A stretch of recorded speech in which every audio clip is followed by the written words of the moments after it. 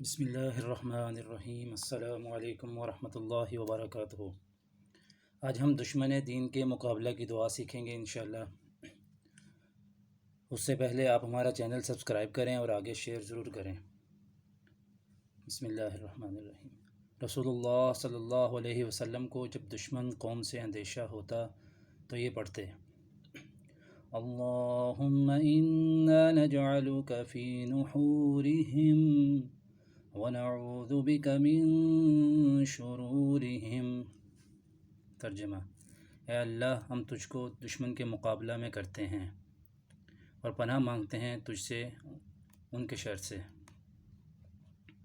ملاحظہ: کافروں سے جنگ کے زمانہ میں مسلمانوں کو دعا مذکور بکثرت پڑھنی چاہیے۔ بہتر ہے کہ ہر شخص 500 بار روز پڑھے۔